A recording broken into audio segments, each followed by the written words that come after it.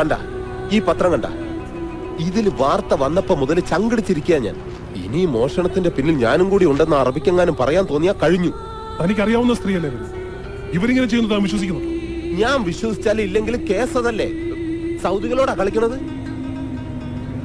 പെങ്ങളോട് ഞാൻ എന്താ പറഞ്ഞത്? ഇറങ്ങിയിട്ട് നേരെ അബൂക്കാടെ കടയിൽ വരണമെന്നല്ലേ.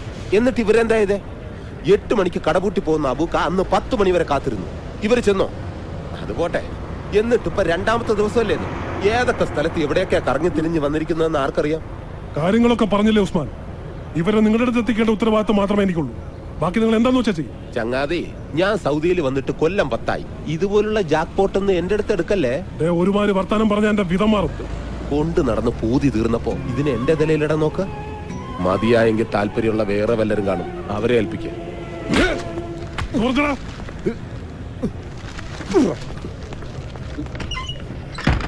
അപ്പോഴെന്തോ അവരോട് എനിക്ക് അങ്ങനെ പറയാനാ തോന്നിയത്. ഞാൻ എന്റെ കാര്യം ഓർത്തുള്ളൂ. ചിലപ്പോ അറിയാണ്ട് നമ്മളെല്ലാം സ്വാർത്ഥന്മാരായി പോവില്ലേ. സത്യത്തിൽ ചാടാൻ പറഞ്ഞത് നല്ല ഉദ്ദേശത്തോടു കൂടി തന്നെയാ. എന്റെ ഒപ്പം പോകുന്ന ഇന്തോനേഷ്യക്കാരിയെ ഞാനൊരു വീട്ടിൽ ജോലിക്ക് നിർത്തി കൊടുത്തിട്ടുണ്ട്. അതുപോലെ എവിടെയെങ്കിലും കൊണ്ടു ചെന്നാക്കാന്നാ ഞാൻ കരുതിയത്. പിന്നെ ഇപ്പോഴെന്താ മനസ്സ് മാറിയത്? കുറ്റബോധം? നിങ്ങൾ വന്ന് പോയപ്പോ മുതല് അവരുടെ മുഖം മനസ്സിൽ നിന്ന് മാറുന്നില്ല. ഒരു ബന്ധമില്ലാത്ത നിങ്ങൾ പോലും അവർക്ക് വേണ്ടി കഷ്ടപ്പെടുമ്പോ ഉത്തരവാദിത്തമുള്ള ഞാൻ ഗതികേട് കൊണ്ട് റസാക്ക. ഒളിച്ചും പാത്തും പോലീസിന്റെ കണ്ണു വെട്ടിച്ചൊക്കെയാണ് ഇവിടെ വണ്ടി ഓടിക്കുന്നത് തന്നെ.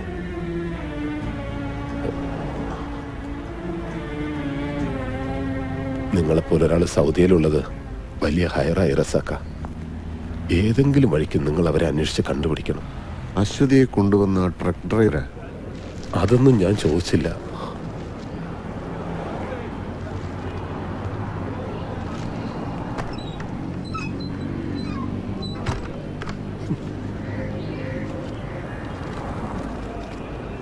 റിയാദി വന്നാൽ രക്ഷപ്പെടുത്തുമെന്ന് പറഞ്ഞ ഈ ചെറ്റയാണ്.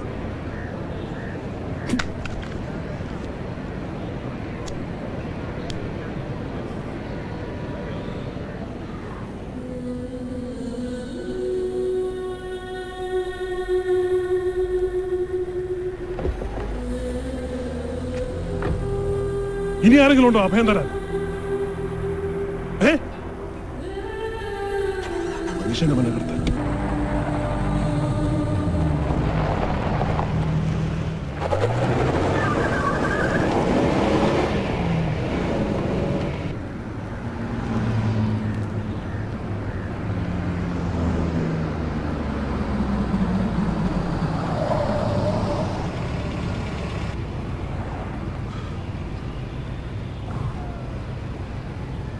ഇറങ്ങിക്കോ.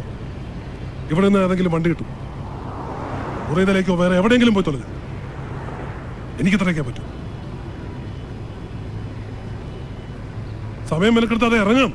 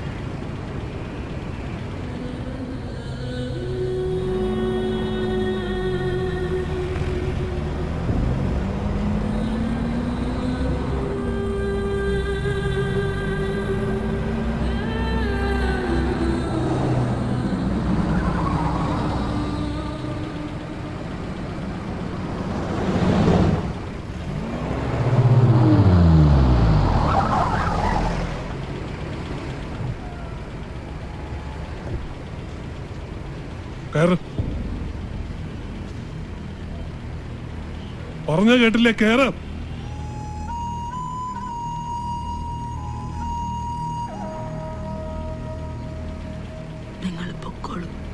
എന്നിട്ട് ഒരു രാത്രി മുഴുവൻ ആ ബഷീർ തല്ലും ചവിട്ടും കൊണ്ടത് നിങ്ങളുടെ ജീവനും മാനവും രക്ഷിക്കാനാണ്.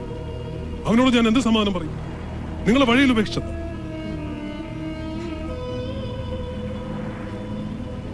ഇങ്ങനെ കൊടി നാട്ടിയ പോലെ നിൽക്കാതെ കേറ്.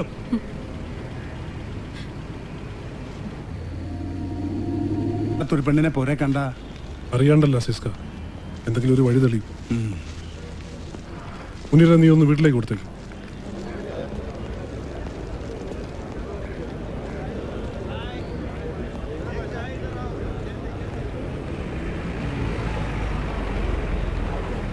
ആ പെൺകുട്ടീനെ ഞാൻ കണ്ടിട്ടില്ല. ഒരു പാവാന്നീ മുനീർ പറഞ്ഞ്. ഭരതനും ആളൊരു ശുദ്ധനാ. കാണുമ്പോൾ ഉള്ള പരക്കം മട്ടേ ഉള്ളൂ. പറഞ്ഞിട്ടെന്താ, സൗദിയിലെ നിയമല്ലേ, ആരെങ്കിലും ഒറ്റിയതാവും. ഓല് കൊണ്ടുപോയി രണ്ടാളെ.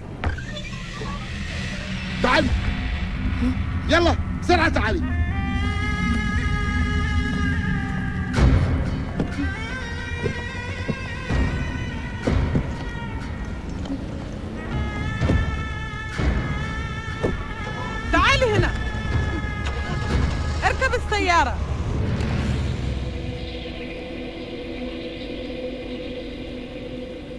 അപ്പോൾ ഓക്കെ, അഡൾട്ടറിയാണ് കേസ്. പക്ഷെ നമുക്ക് ഈ ന്യൂസ് പോരാ, ഇതെല്ലാ പത്രത്തിലും വരും. നമുക്ക് വേണ്ടത് ഒരു എക്സ്ക്ലൂസീവാണ്. റസാഖ് ഒരു കാര്യം ചെയ്യണം. ഇതിന്റെ പിന്നാലെ കുറെ അലഞ്ഞതല്ലേ, നമുക്ക് ആ ആംഗിളിൽ ഈ സ്റ്റോറി ഒന്ന് വർക്ക് ചെയ്യാം. ജയിലിൽ പോയി താൻ ആ സ്ത്രീയെ കണ്ടൊന്ന് സംസാരിക്കണം, ഒപ്പം അയാളെയും. പിന്നെ ഉസ്മാൻ, ആ സ്പോൺസർ, അങ്ങനെ പലരിലൂടെയും കടന്നു പോകുന്ന ഒരു ലൈഫ് സ്കെച്ച്. നാട്ടിലെ കഷ്ടപ്പാടും അറബിയുടെ വീട്ടിലെ പീഡനവും മരുഭൂമിയിലേക്കുള്ള പലായനവും അങ്ങനെ എല്ലാ ഐറ്റംസും ചേർത്ത് ചാട്ടവാറടിയുടെ ശിക്ഷ നടപ്പാക്കുന്ന ഓരോ വെള്ളിയാഴ്ചയും ഒരു ഉഗ്രൻ കൗണ്ട് ഡൗൺ സ്റ്റോറി. എന്താ, റസാഖ് കൊട്ടേക്കാട് എന്ന് തന്റെ പേര് വെച്ചാവുമ്പോൾ ഇവിടുത്തെ മലയാളികൾക്കിടയിൽ അതിന്റെ വിശ്വാസ്യത കൂടും. ജീവനും മാനവും പണയം വെച്ച് ഒരു മലയാളി യുവതി നടത്തിയ നെട്ടോട്ടത്തിന്റെ ഒരു ഉഗ്രൻ ഐറ്റം. റസാഖ് കഴുത്തിലിങ്ങനെ ടൈയൊക്കെ കെട്ടി ഈ AC മുറിയിൽ ഇരിക്കുമ്പോ പുറത്തുള്ളവരുടെ ദുരിതങ്ങളൊന്നും തന്നെ പോലുള്ളവർക്ക് അറിയില്ല. ദിവസവും അങ്ങനെയുള്ളവരുടെ മുഖങ്ങൾ ഒരുപാട് കാണുന്നവനാ ഞാൻ. അപ്പൊ എനിക്ക് വേദനിക്കും. ആദ്യം ഒരു മനുഷ്യനാവാൻ നോക്കണോ.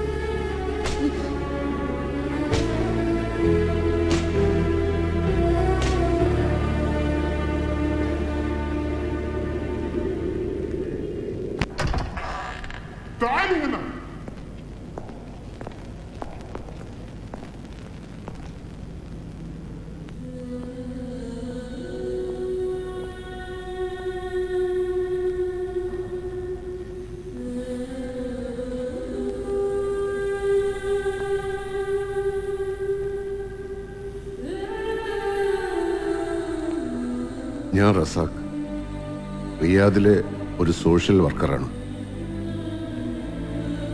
വിവരങ്ങളൊക്കെ അറിയാം. അറബിയുടെ വീട്ടിൽ നിന്ന് രക്ഷപ്പെട്ടതും ഇവിടെ എത്തിയ സാഹചര്യമൊക്കെ.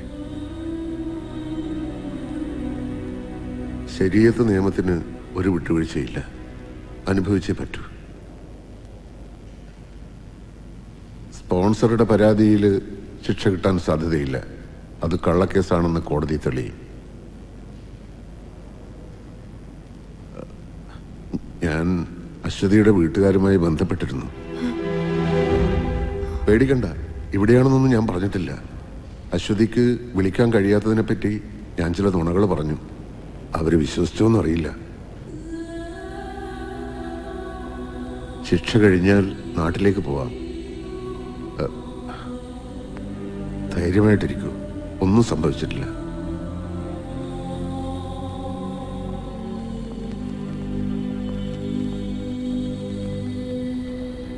നമ്മൾ തമ്മിൽ ഒരു പരിചയമില്ലല്ലോ, പിന്നെന്തിനാ? മുൻപ് പരിചയമുണ്ടായിരുന്നത് കൊണ്ടാണോ അശ്വതിയെ രക്ഷപ്പെടുത്താനായി നിങ്ങൾ കൂടെ കൂട്ടിയത്? തമ്മിൽ പരിചയപ്പെടാനായി പടച്ചോൻ കണ്ടുവച്ചൊരു വഴിയാണിത് എന്ന് വിചാരിച്ചാൽ മതി. നാട്ടിലാരെയെങ്കിലും ബന്ധപ്പെടാനോ അറിയിക്കാനോ ഉണ്ടെങ്കിൽ? ഇല്ല, എനിക്ക് ചെല്ലാനോ എനിക്ക് വേണ്ടി കാത്തിരിക്കാനോ ആരുമില്ല. നിങ്ങളായിട്ട് എനിക്ക് വേണ്ടി ഒന്നും ചെയ്യുകയും വേണ്ട. നിങ്ങളുടെ സ്പോൺസർ വിസ ക്യാൻസൽ ചെയ്തു. ഇനി ഡീപ്പോർട്ടേഷനേ മാർഗമുള്ളൂ. ആരെങ്കിലും മുൻകൈ എടുത്തില്ലെങ്കിൽ അത് ഇനിയും വൈകും. അത്രയും കാലം ജയിലിനകത്ത് നരകിക്കണോ? ആരും കാത്തിരിക്കാനില്ലെങ്കിലും സ്വന്തം രാജ്യത്തേക്കല്ലേ മടങ്ങുന്നത്. ആ രാജ്യത്തിലെ ജീവിതത്തിൽ നിന്ന് രക്ഷപ്പെടാനാ 15 കൊല്ലം മുമ്പ് ഇവിടെ എത്തിയത്. എന്നിട്ട് രക്ഷപ്പെട്ടോ? ഒരു പാവം പെണ്ണിനെ പെരുവഴിയിലിട്ടിട്ട് പോരണ്ടാന്ന് കരുതി ആ കൂടെ കൂട്ടിയത്. എന്നിട്ട് അവര് രക്ഷപ്പെട്ടു. കുറെ കാലം മരുഭൂമിയിൽ ജോലി ചെയ്ത ആളല്ലേ. ഒരു പച്ചപ്പിനും വേരുപിടിക്കാൻ പറ്റില്ല എന്ന് തോന്നുന്ന വരണ്ട മണലിലും ഇടയ്ക്ക് ചില തളിർപ്പുകൾ കാണാറില്ലേ? മരുഭൂമിയിലെ പൊള്ളുന്ന ചൂടിനെ ആ ചെറിയ ചെടികൾ തോൽപ്പിക്കുന്നത് കണ്ടിട്ടില്ലേ? ഒരു കുഞ്ഞു വിത്തിന് അത്രയും കരുത്തുണ്ടെങ്കിൽ നമ്മൾ മനുഷ്യന്മാർക്ക് എന്താണ് താങ്ങാൻ പറ്റാത്തത്?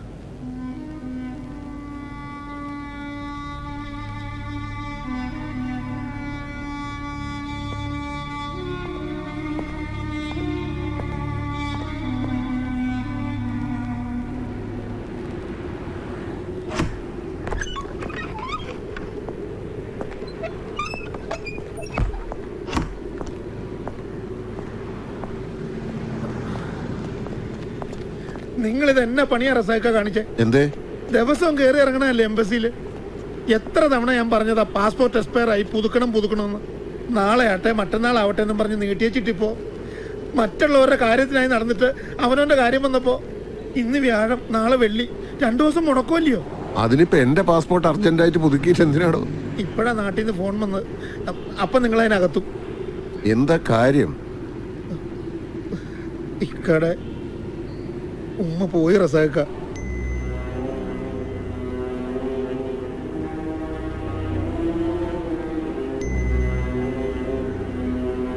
പെട്ടെന്നൊരു നെഞ്ചുവേദന വന്നു. ആശുപത്രിയിൽ എത്തിക്കണതിന് മുമ്പ് തന്നെ. ഇനി എങ്ങനെ നാട്ടിലെത്തും?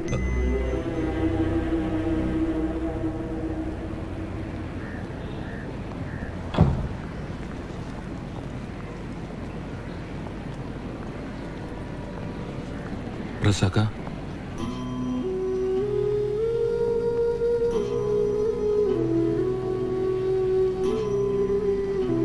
സലീമേ, എന്റെ സ്ഥാനത്ത് നിന്ന് എല്ലാം നീ ചെയ്യണം.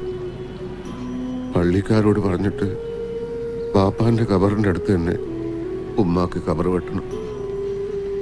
ഉമ്മാന്റെ ആ ആഗ്രഹം നടക്കാണ്ട് പോണ്ട. എന്നാ ഇറങ്ങാം.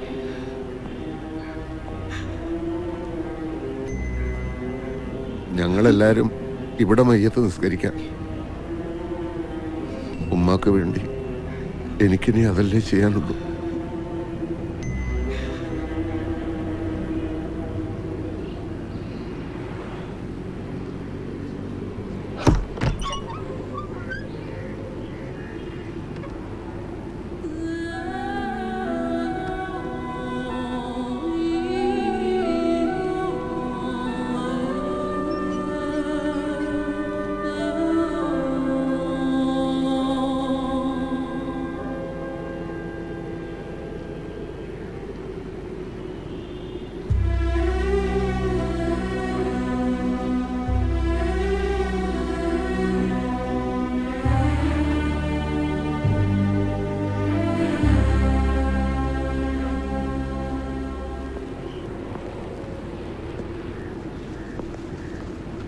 ടിക്കറ്റും ഔട്ട് പാസും.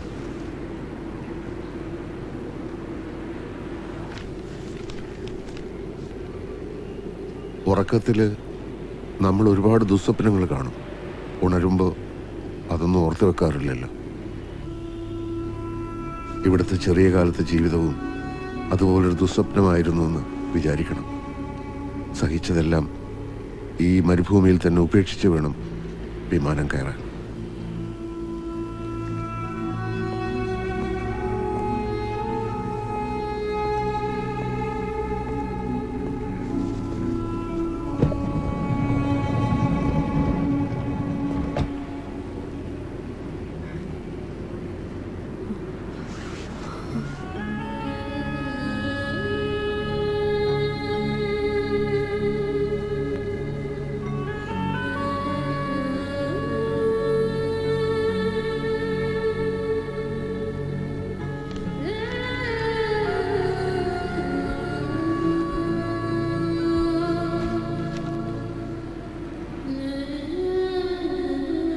ഈ യാത്രയോടെ എല്ലാം അവസാനിക്കുകയല്ല എന്ന് തന്നെ കരുതുക.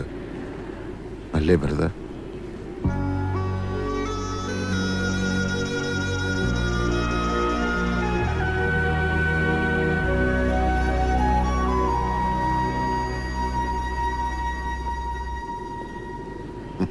ശരി.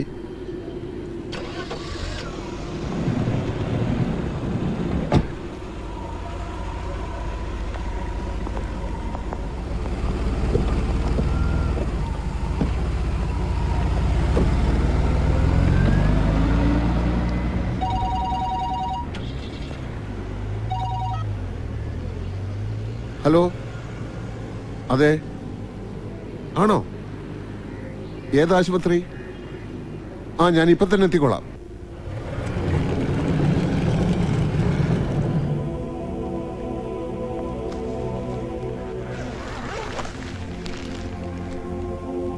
മരുഭൂമിയിൽ നിന്ന് കിട്ടിയ ബോഡിയാ.